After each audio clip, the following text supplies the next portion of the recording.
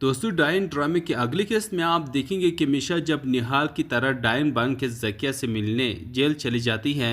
तो जकिया का दिमागी तवाज़ुन ख़राब हो जाता है। चीखना चिल्लाना शुरू कर देती हैं कि तुम तो मर गई थी, फिर तुम वापस कैसे आ गई, जबकि मिशा कहती है कि तुम लोगों ने मुझे मार दिया था, तो अब एक एक करके तुम सबको मारने और अपनी मौत का बदला लेने वापस आई हूँ। अब जकिया जब पुलिस ऑफिसर से कहती हैं कि ये मुझे मार देगी, तो चूंकि पुलिस ऑफिसर को पहले ही इस ड्रामे में शरीक किया गया है, वो जकिया से कहती है आप किसकी बात कर रही है, हमें तो ना कोई नज़र आ रहा है ना ही किसी की आवाज़ आ रही है।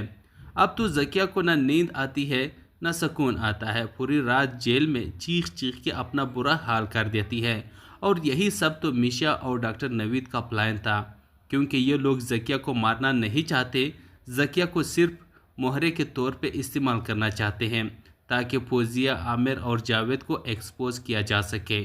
जब जकिया खुद जवारशा के सामने अपने गुनाहों का इतराफ़ करेगी और साथ ही ये भी बताएगी कि निहाल और नूरी के कत्ल में फौजिया, आमिर और जावेद भी मुलव्वस है, तो यही जवारशा जो अभी तो अपनी बहन जकिया के लिए बहुत फिक्रमंद हो रहा है कि शबाब की वजह से मेरी बहन जेल की सलाखों के पीछे चक्की काटने पर मजबूर है, लेकिन जब उसे पता चलेगा कि मेरी बहनों और उनके शोहरों के हाथ